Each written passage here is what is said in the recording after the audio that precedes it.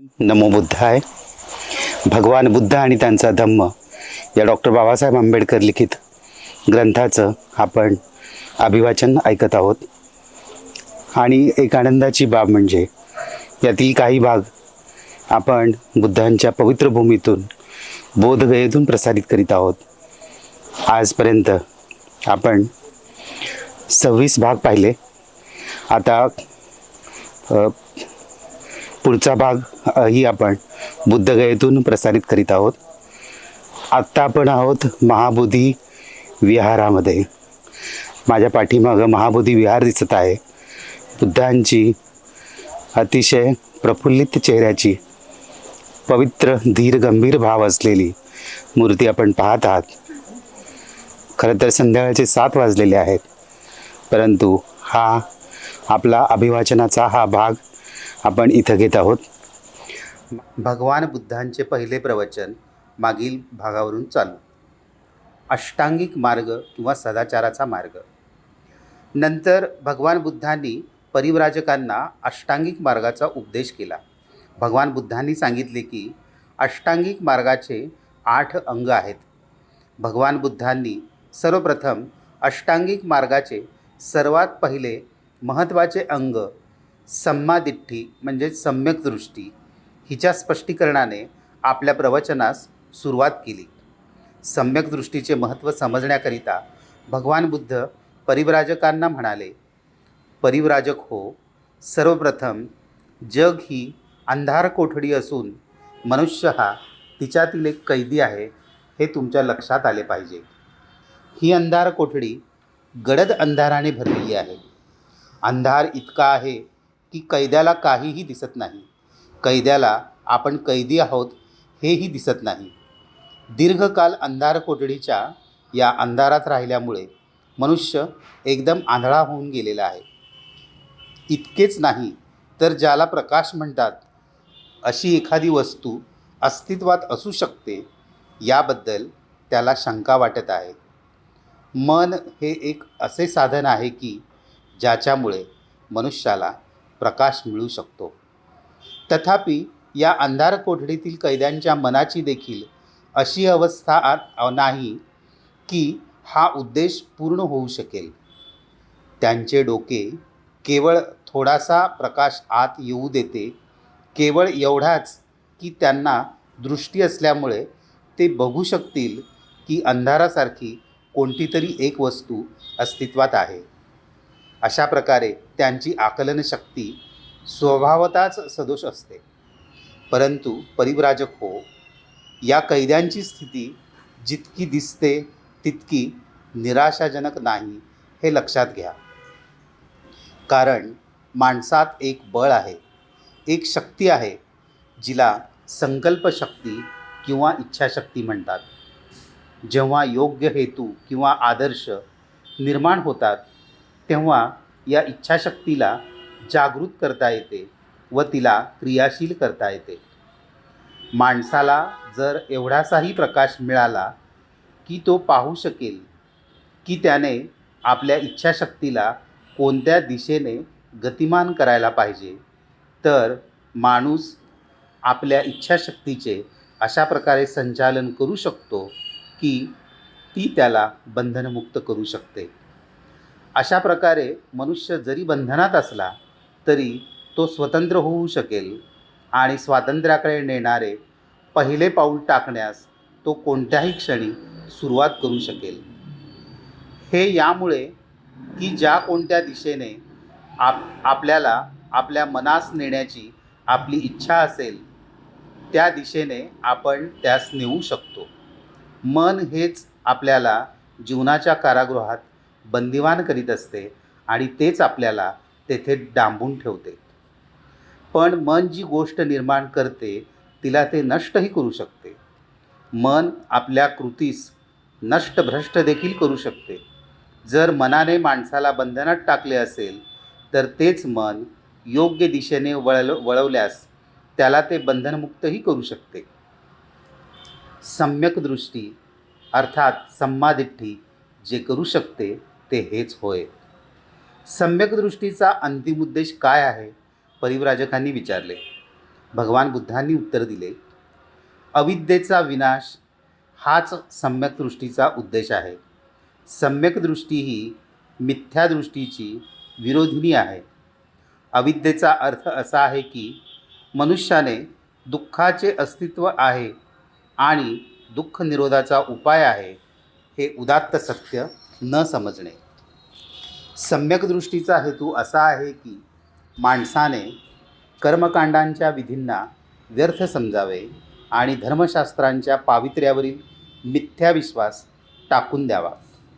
सम्यक दृष्टीचा हेतू असा आहे की माणसाने मिथ्या दृष्टीपासून मुक्त व्हावे.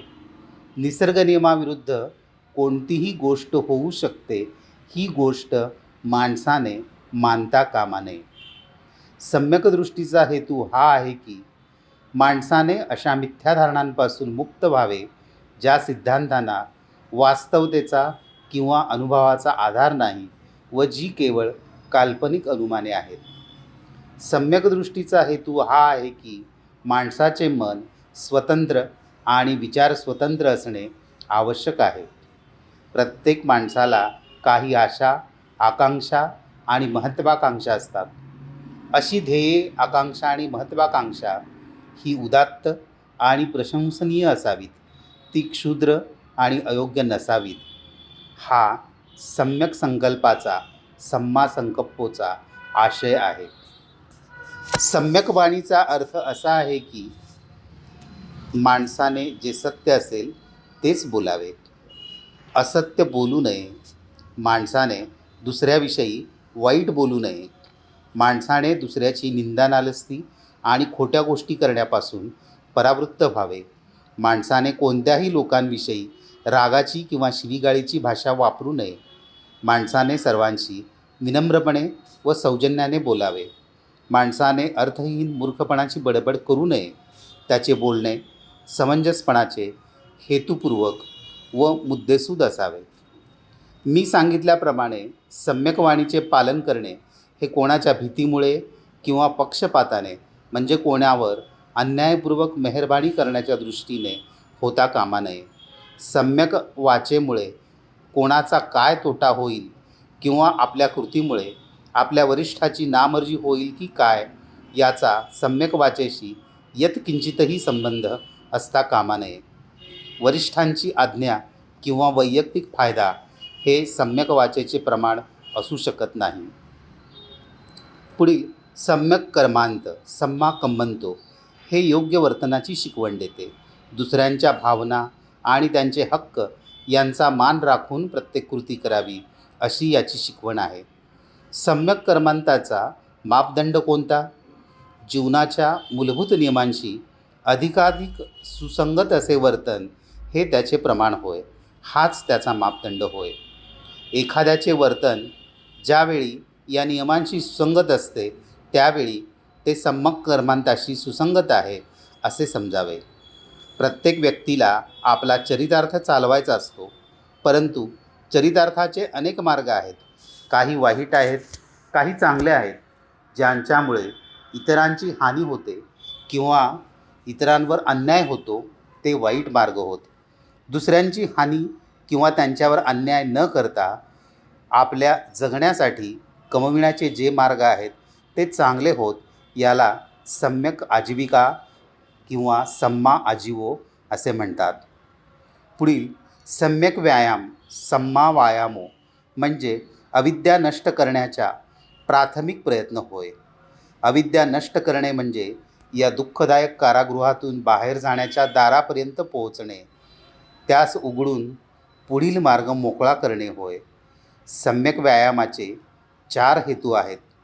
अष्टांगिक मार्गाशी विरोधी अशा चित्तप्रवृत्तींचा प्रतिरोध करणे हा एक हेतू होय. अशा प्रकारच्या ज्या चित्तवृत्ती अगोदरच उत्पन्न झाल्या असतील तर त्यांना दाबून टाकणे हा दुसरा हेतू होय. आणि अष्टांगिक मार्गाला आवश्यक अशा चित्तप्रवृत्ती उत्पन्न करण्यास माणसाला सहाय्य करणे हा तिसरा हेतू होय. व अशा प्रकारच्या ज्या आवश्यक चित्तवृत्ती अगोदरच अस्तित्वात आल्या असतील त्यांची वाढ आणि विकास करणे हा चौथा हेतू होय. पुढील सम्यक स्मृती. सम्यक स्मृतीचा अर्थात सम्मासती हेतू प्रत्येक गोष्टीवर लक्ष राहू देणे असा आहे.